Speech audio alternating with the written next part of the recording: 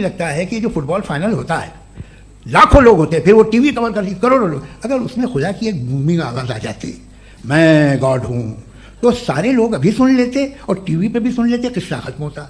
ये इतनी राजदारी क्या है कि तुम सामने कुछ तो सबूत दे दो हमें सॉलिड। ये कह साहब कि यूनिवर्स कैसे बनी, इससे मसला क्या हल होगा? मैं पूछूंगा आपसे खुदा कैसे बना, क्यों नहीं पूछूंगा कैसे बना? बल्कि वो तो कायनात से कहीं ज़्यादा इंटेलिजेंट है, कायनात से कहीं ज़्यादा कॉम्प्लेक्स जी, वो हमेशा से अरे आप कहेंगे मैं मान लूँगा।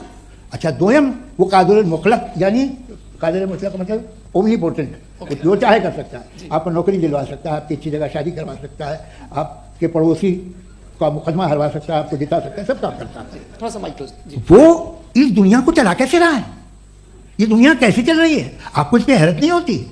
या क़यामत के बाद कभी एक जस्टिस होगा, जब ये बच्चा मर चुका होगा जिसकी धज्जियाँ उड़ गई बम से, इसको इंसाफ मिलेगा सब। अच्छा, अब जवाब दूं? हाँ दीजिए। मैं इसीलिए आपकी तरफ। सबसे पहले आपने रेवलेशन और स्क्रिप्चर्स की बात की, इस पे मैं बात कर सकता हूं लेकिन आज नहीं करूंगा क्योंकि वक्त कम है, कभी और इस पे डिस्कस करेंगे। मैं तैयार हूं उस पे भी बात करने के लिए। ये अभी से राउंड 2 की भूमिका तय हो रही है। Does God exist round 2? जी, चूंकि आज गॉड के एग्जिस्टेंस पे बात है तो मैं उसी के रिलेटेड जो है आपके सवालात को एंटरटेन भी करूंगा और मैं भी पूछूंगा। आपने कहा कि आपने साबित ही नहीं किया, जबकि आर्गुमेंट ऑफ कॉन्टिजेंसी बुनियादी आर्गुमेंट है। आप मुझे कॉन्टिजेंसी का मतलब बताइए, आपका मतलब क्या कॉन्टिजेंसी?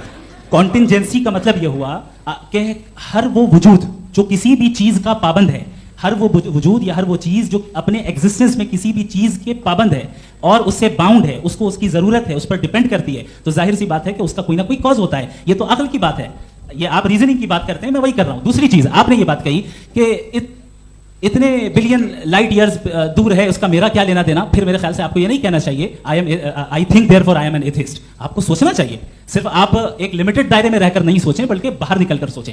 आपने तीसरा सवाल किया, आपने 2-3 सवाल एक साथ। ऐसी बातें ना कीजिए, कुछ लोगों को इतराज हो जाएगा आप पे कि आप कुछ भी सोचिए, ये इजाजत आपको है नहीं, मुझे है।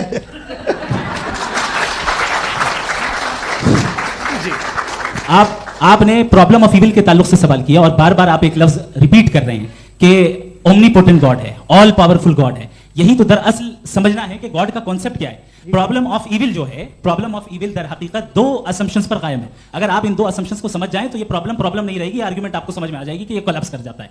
पॉइंट नंबर 1, यानी जो आपका सबसे पहला फॉल्स असम्पशन है कि गॉड मर्सीफुल है, ओमनीपोटेंट है, दुनिया में जुल्म हो रहा है। लेकिन आपको ये समझना चाहिए कि हमारे वर्ल्ड व्यू के मुताबिक गॉड सिर्फ ओमनीपोटेंट और सिर्फ मर्सीफुल नहीं है, बल्कि वो ऑल वाइज भी है और वो ऑल नोइंग भी है। उसके हर काम के पीछे हिकमत और विजडम है। ये कोई जरूरी नहीं है कि वो हिकमत और विजडम आपको समझ में आए या मुझे समझ में आए। अगर आप जो समझ रहे हैं उसके मुताबिक आप फैसला कर रहे हैं, ये लिमिटेड पर्सपेक्टिव से आर्गुमेंट है।